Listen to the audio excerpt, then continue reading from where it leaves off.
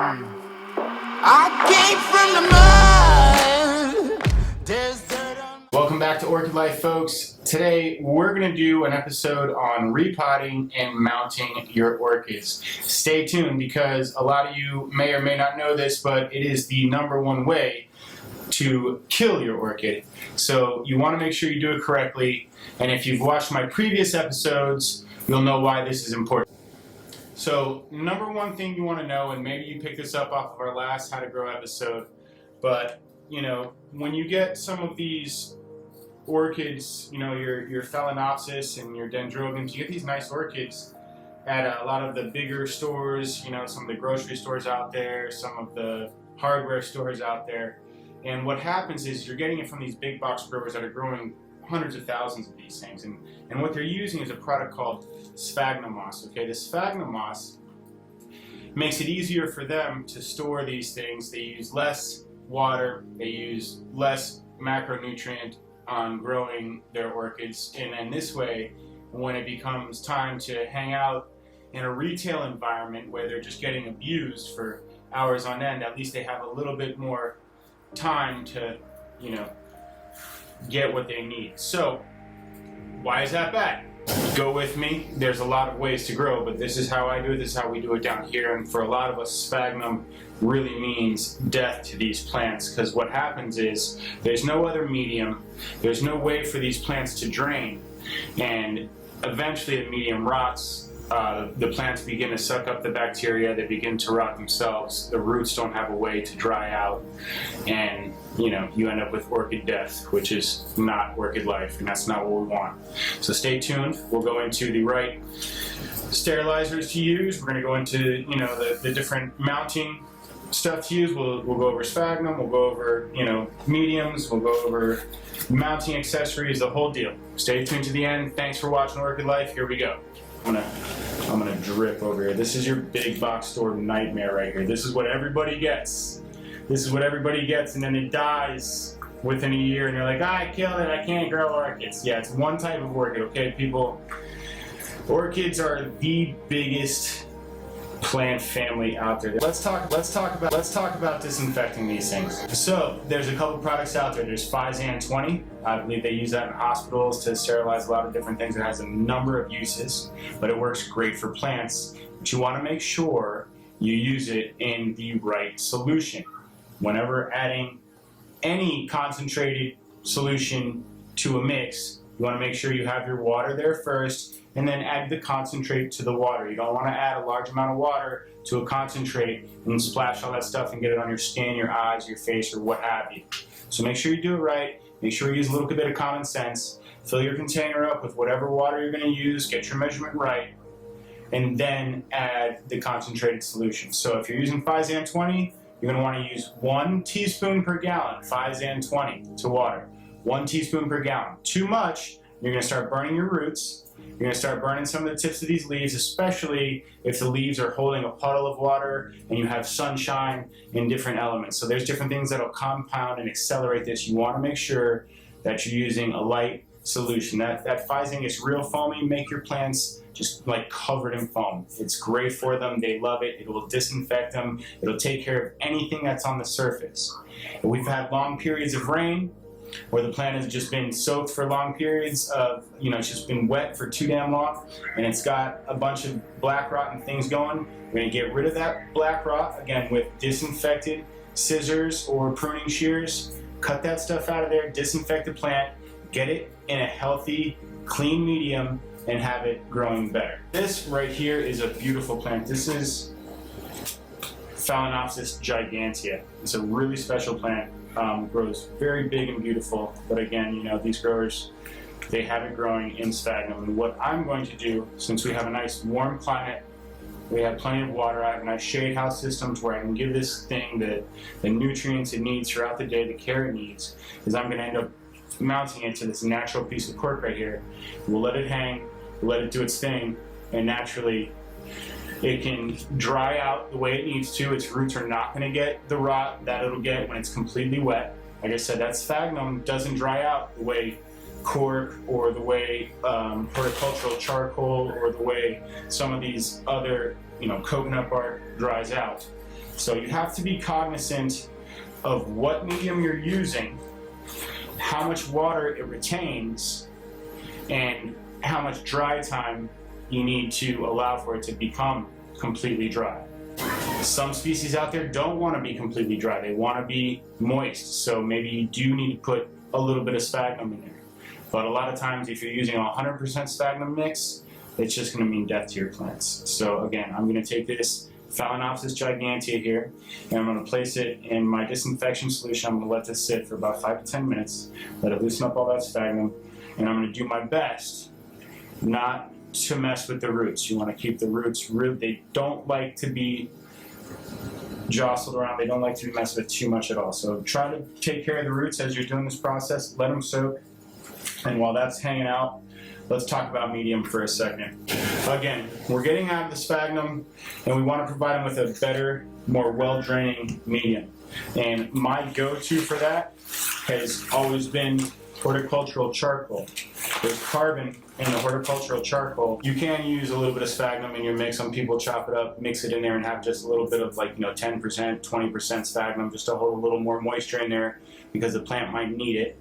And yeah, some plants like to stay a little cooler, so on top of the medium, I'll take some sphagnum, I'll put it on the top of the roots, and that'll keep a nice cooling process and evaporation process and give a little more moisture when you have that variety that really likes that. So, it's not something you never want to use, but it's definitely something you want to know how to use. Folks, if you like what you see and you're learning something, go ahead and subscribe to the channel. For those that have already subscribed, there's a bell notification. Hit the bell notification, and you'll get notified as soon as my other videos come out. I hope you are learning something. I learn a lot doing these videos, just giving them out to you, so I'm glad to share it with you. But I do want to talk about what I was talking about earlier. This is one of the more crucial times for your plant. You're disturbing its environment, you're bringing it to a new place. You can kill this thing real easy. One of the best ways to kill a plant by repotting is to repot it while it's in spike. So what I mean by in spike is when you have an orchid that has shot a flower spike or a raceme, okay, and it's got its buds getting ready to bloom, or it has bloomed, you have all those flowers there. What the plant is trying to do is reproduce. It's given its flower out, it's got the pollen out there, it's waiting for the pollinators to come and help this plant reproduce in nature. It wants to propagate, it wants to live, and wants to carry forth its genetics into the future, just like most of us do. So it's putting a lot of energy into that, and those flowers act like a sponge, with the water, moisture, and everything in this plant. It's just sucking out all that energy so that flower can exist as long as it needs and have the chances it needs in nature to regenerate, or to reproduce rather. So if you're taking it out of its medium where it's already got a system going to keep that whole deal, that's what the plant has strived for all year, to get to that reproductive state, and you rip it out of its medium. Now it's going, whoa, I just lost my engines, I just lost my fuel. What's going on here? I have no control. And you keep that flower spike because you think you just want to see those flowers. Now it's going to take all of its energy. It's going to stay in reproduction mode, and it's not in its grow phase. So you really, really, really need to take your scissors and cut that flower spike right off. Don't let it go into reproductive phase. Let it take its energy and put it back into its growth cycle so that it can keep its leaves, keep itself healthy, and use that to get the foundation it needs and the structure it needs for the roots to do their thing and provide the fuel and the system for the plant to have that energy transfer, to have capillary action working with it the way it needs to work. And then you can have a successful transfer. Then you can have a successful mount. So what I usually do is wait till springtime after the plant is flowered. The flowers are done, it's done its thing, you cut that, and then you start to see new growth in the plant. You start to see new pseudobulbs pulping out. You start to see new leaves out of your monopodial systems. Once you see that new growth and you see the plant is in that growth cycle, perfect time to mount, perfect time to repot. And then you can have a successful transfer. Then you can have a successful mount. So what I usually do is wait till springtime after the plant is flowered. You know, the flowers are done, it's done its thing, you cut that, and then you start to see new growth in the plant. You start to see new pseudobulbs pulping out. You start to see new leaves out of your monopodial systems.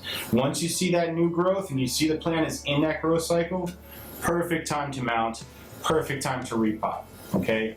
If it's winter, if it's one of those times where it's just a high stress period, if it's throwing flower spikes, not a good time to repot. Okay? That's going to lead you to orchid death. Okay? Orchid life. Go with the flow. Wait for it to be in its growth cycle.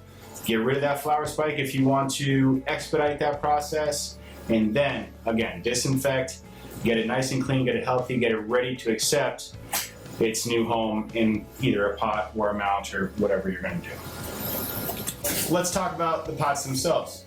And when you're potting, it's a little contrary to our typical like terrestrial pots. I know when you go to the flower stores and you're buying your pots and you get this nice, you know, bouquet of flowers or whatever it is, you know, you get that nice big pot, you know, and give it plenty of soil, plenty of room. Do not do that with orchids. Don't do that. Guys, you don't need to be using a pot like this for a plant like this, okay? Delusions of grandeur. Anyway, 9 times out of 10, you take an orchid and you overpot it and it's just going to stress out, okay? They like to be confined for the most part. Again, there's exceptions to every rule, I know it, okay? But for all of us out there that are just getting into this, no, general rule of thumb, you want a nice, tight fit on these roots, on this root system in a pot. You don't want it to be overpotted. Do a little research on your plant as well. Make sure it likes to be potted. I have a ton of Vandas. I would never put those in a pot with medium, but again, I live in South Florida where I have plenty of warmth and humidity and I can give them water daily, let them dry out daily. They love it. That's the way that plant likes to grow. So research your plants, see what they like to grow in, and then again, make sure you use a pot that's going to be tight to the root system, giving them a lot of support, a lot of structure for the medium. Now that we have a respectable size pot, that's just about the right size for this type of plant, this size plant. We're going to go ahead, I'll fill, you know, the bottom quarter or so with the medium. I'm going to use this plant, this pot I've had for a while. I drilled these holes out a long time ago.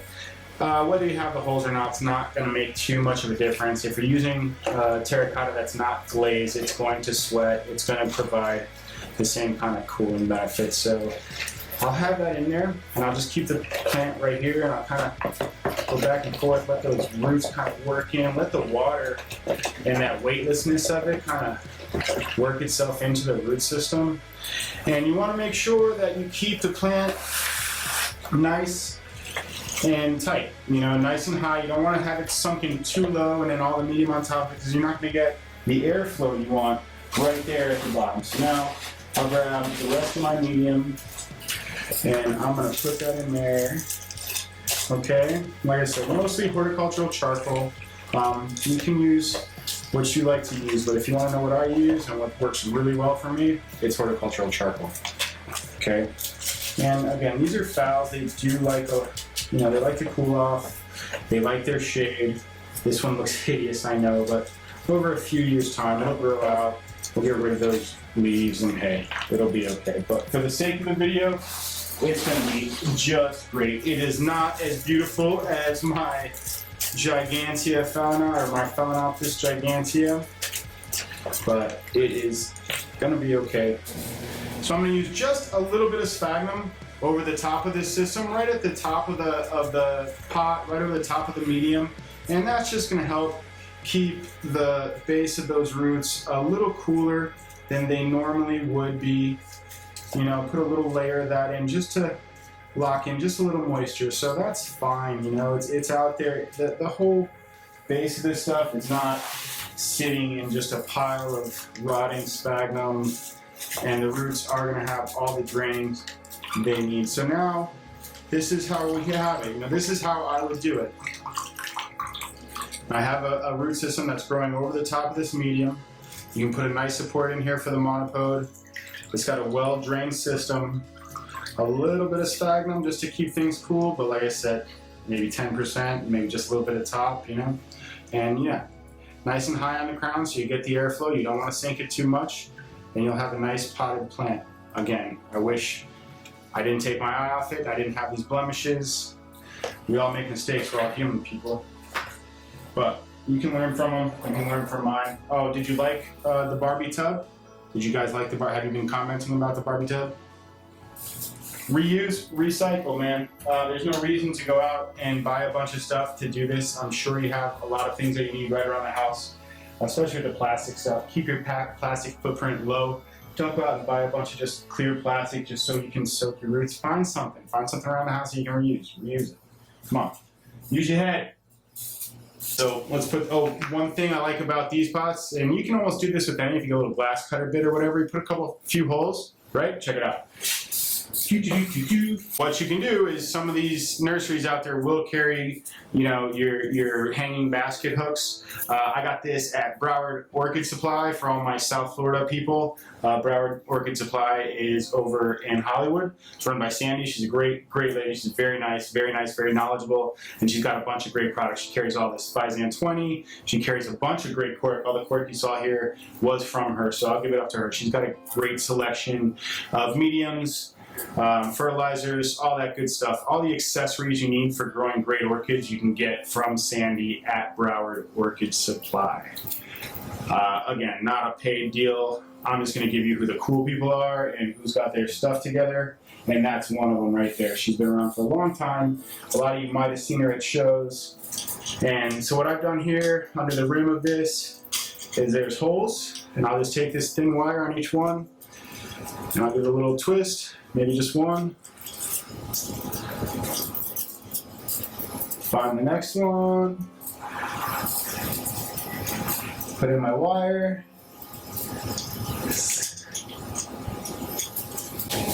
And there we go, with minimal effort. Now I've got a nice hanging system. Best part about the hanging system, it's gonna dry real nice. And if winds do kick up and you got it locked up there, it'll swing a little bit, it'll sway a little bit, but it'll stay in place, it'll hang, it's not going to fall over, it's not going to break, it's not going to crack. And when you have your nice spike, you can put a little zip tie up to one of these and you can support the spike and display it. So this will go out in the shade house. I was thinking, oak tree, but I think I'll just hang this out in the shade house and see how she does.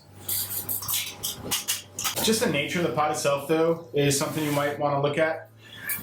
We get high winds sometimes, so if you have a nice stand-up tall plant, especially with these big Cattleyas and big systems, they're pseudobulbs. Everything gets real top heavy. It grows over the top of your pots. It's not like some of the bigger terrestrial plants where they have that big strong root base at the bottom. So they're going to be very top heavy. If you've got a plant on a big piece of pot, it can fall over very easy. So I love these half pots like you see here. That's like the perfect orchid pot. You put a nice well-draining medium in there. It's low center of gravity, keeps the plant well supported, and you don't have to worry about the wind knocking it over sometimes. I've come home before after a strong windstorm and seen half of my stuff on the floor. It's not pretty. You have breakage. It's really annoying. So, the physical properties of the pot itself and its center of gravity are something to be considered, something that's easily overlooked, and something you want to watch out for. Let's go ahead and do a mount, okay? Enough BS, enough talking. You got your sterilized scissors, you've got your Phalaenopsis 20 solution, you've let your plant soak, everything's done. This particular plant is a Shomburgkia. It was in a friend of mine's yard. She asked me, said, Eric, can you please transplant this for me? I want to mount it, I want to have it for a while. I didn't want to do it. It was happy where it was, but it did need some more light. So I did it, but right now I need to give it the nutrients it needs. So right now, I'm just going to do a little disinfectant soak. There is a couple rotted, a couple damaged back bulbs, and I will use my disinfected scissors to cut some of that stuff off and get rid of some of that death.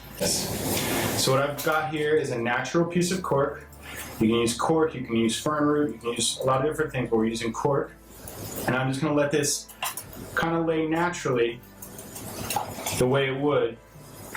It's nice. It sits there nicely. It wants to be in that position. Once we have that, it's time to sit this thing in place. Now, there's a lot of different ways to mount it to the cork. Some people take a drill and they'll drill a couple holes in the cork and they'll take a bunch of fishing string, and you can use a lightweight, like a 10-pound, 15-pound test, monofilament, and you have something that's clear and see-through, and you can strap it down in multiple locations. Personally, I don't like fishing string. I just don't like using it. I don't like seeing it on the plant. I just don't like it. It's me. Okay, I'm quirky enough. So I will typically actually use one wrap Velcro. There's a little 1/2 inch, like gardening. It's a green one wrap Velcro. You can use the black stuff if you want. And a lot of times I'll use that and just put it around, because it's nice, thick, it's soft. I'll get it around the rhizome, and I can kind of just pull a nice tight, firm latch. And over a year's time, once the plant has established itself on the mount, I can remove that and reuse it. So it's a good product to remove, reuse, recycle. You know, keep your footprint down, people. So right now, what I'm going to use is this wire. It's a thin gauge wire. And what's actually nice about this is, since it's not the biggest piece of cork in the world, I can usually just cut these on a 45. It gives me a little point, and I can poke it right through the cork. So I don't need to bust out the drills. I can save my eardrums from any kind of power tools. I used to work in construction, so I have enough post-traumatic stress disorder from that. Probably why I'm messing with plants. But yeah, I can just easily take it. So I've got the 1/2 in, right? And what I'm going to do is be careful not to hurt the plant doing this, but I'm going to find kind of where it lies, you know, where it likes to lie, where I'm going to be able to give it a little bit of pressure and not cut through any of the pseudobulbs, but I'm also going to provide the support I'm looking for. So when I did this, I put one piece of wire high and one piece of wire low, and I just kind of use my fingers, I wiggle it back and forth, and I'm able to get through it. See? Just that easy. Not that easy. But you can do it. It'll happen. Again, make sure we're not cutting any roots. Make sure you're not crimping anything. Make sure we're not hurting the plant. We just want it to have a nice snug support system for it to rest on. And what I'm actually going to do is use a little bit of sphagnum. Not using a lot. We're just going to put a little bit of this nice fresh sphagnum in there just to keep the newer root growth cool and give it enough moisture to make sure it can grow happy and healthy. So let's take this other piece of wire, and we are for here. I've got that sitting there. And I'm just going to come in crosswise on this one. Again, careful what you're doing. A stitch in time does save 9. Make sure you're not torturing up your plant.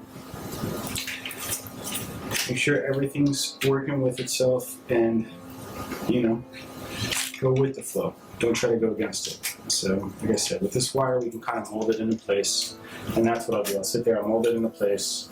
I'll bring it around the back side. I'm going to put another tiny little hole in, and we're almost done with our mount, folks. So, like I said, we're going to punch this right through. Where'd the hole go, man? I can't see the hole. Oh, there it is. I don't have to make another one.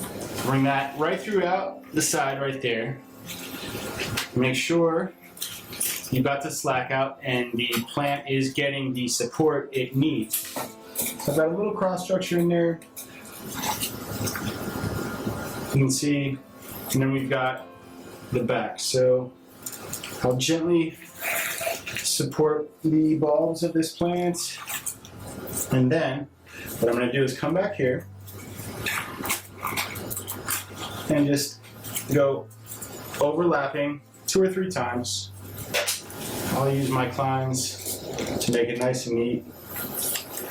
Cut both of those. Be careful when you're using wire, because the back of that is going to be sharp and pointy. You don't want to sit there and stab your hand. So if you can tuck it in, go ahead and tuck it in so whoever's grabbing the mount doesn't hurt themselves. I got kids, so I kind of watch out for that. There you have it. Your mount is done. Now you can take another piece of thin wire or thick wire, or whatever you got going on. Maybe just put a hook on the back if you've got some mesh or some lattice work. Again, over time, once it's established itself, you can remove the wires if you want, or just let the plant grow over them. But it's going to be very happy this way. If you give it the right light, the right nutrients, and the right water, it's going to love this system. They're epiphytes. They don't really want to be potted half the time. They grow on the sides of trees. They grow in tree bark. They want that whole drying system. So these are Shomburgkias that like lots of light. This one is going to go in its rehab program, and in about a year's time, this thing's going to look awesome, dude. It's going to look huge. It's going to throw huge spikes. This is a cool plant. Okay, we'll do a really nice mount now. This is a tubular piece of cork. It's got some character in it. I picked this out special, spent a couple extra bucks on it. You're not talking a lot. This is a $15 piece of mount. You can get $5, $3, $15, $70, whatever you're into, whatever the size is. But I wanted something with a little character, because this particular species right here, this Phalaenopsis Gigantea, is a really special plant. This was given to me by a friend. This was given to me from Mr. Antonio Romani, owner of R&R Orchids, the Vandaman. You can find his site, thevandaman.com. He, of course, is known for his wonderful Vandas, but he does get some other varieties too. And he asked me, he said, "Eric, can you shoot some photos for me?" And I said, "Of course, man, I'd love to." And as a token of his gratitude, he gave me this plant. And I said, "Thank you very much." So I want to treat this thing the best that I can. We're going to get it out of this sphagnum so that it has, a good fighting chance. We're not going to have the rot issues. I'm going to put it on this beautiful piece of cork. I'm going to do my best not to hurt its roots. We'll get this out again. You can use Phalaenopsis 20, 1 teaspoon per gallon. I'm using Xylitol 2.0, which I have in concentrate because I have a lot of plants, so I'm using that. The one thing about Phalaenopsis 20 you might want to watch out for, folks, is it's great for disinfecting your plant, especially in the rainy season. You can use it between intermittent rains when you just can't get those plants to dry, and you start to see some of the black rot issues. You go ahead and spray it down with that Phalaenopsis 20. One thing you do have to watch out for, though, is it will burn the tender foliage of your flowers. Not to worry, those flowers will grow back, but if you've only got a few plants and you have the time, you can cover the flowers sometimes. I've heard people covering them with plastic bags that you might get from the grocery store. But one thing you can do is, if you got a little missing attachment for your hose or something and you just come back behind it after hitting it with the Phalaenopsis, you can just mist down the flowers or rinse the flowers, and that'll clean the Phalaenopsis off and stop it from burning the petals, and your flowers will get through it. But everybody does it. Get a little bit of flower burn. It happens. And I think the Xylitol, there's a Xylitol HC, which is a little more delicate to the foliage of the flower. This is stuff you can use all the time, weekly, bi-monthly, and heavy rains during the rainy season. You can use it almost daily if you needed to. It won't hurt the plant, but you don't want to use it in strong mixes, because you'll start to see, if you start to get a little greedy on it or something, you'll see it'll burn the root tips. It'll leave you some chemical burns on the plant, and that's what we don't want. We'll rinse, gotten some of the last little bits off. I'm going to check it and see if there's any roots I really need to cut, but I really don't want to cut them if I don't have to. It looks like there's a couple scragglers on there I'll get rid of. There's no point in just mounting dead rot. It's just, you're just harvesting rot. You can check other YouTube channels for larger species of this already fully grown to see what they look like. But it is a super cool plant, so I am going to do my very best to keep it going.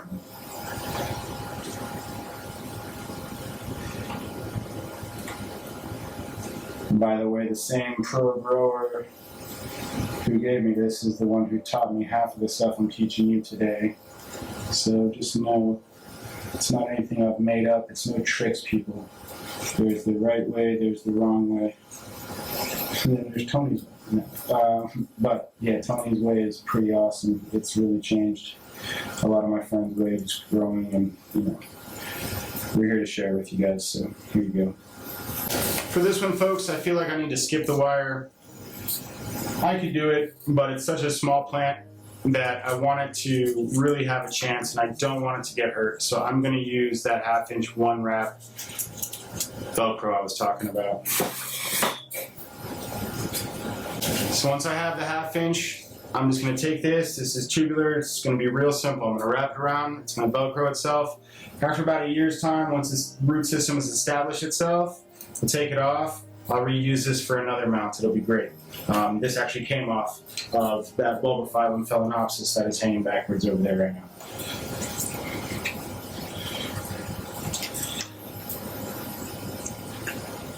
Real simple. I can be real delicate. And I come right up on here.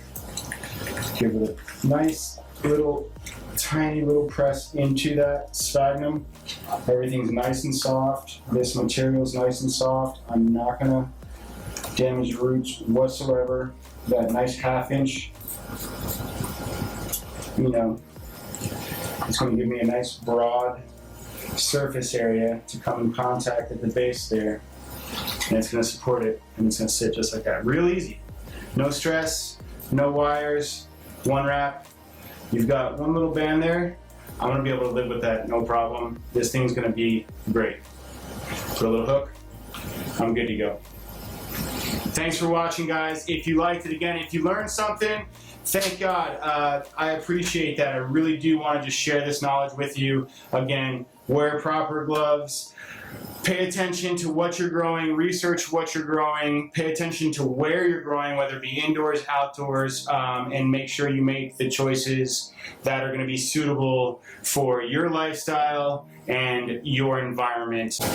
That's it, guys. Thanks for watching the show. If you like what you saw or you learned something, go ahead and subscribe. Click the bell for notifications of our future videos, and be sure to check out the other stuff we have on the channel. We've got some great stuff from pro growers, as well as some good eye candy from some great blooms. Thanks a lot. Have a great day. There goes my light. I'm out. Peace.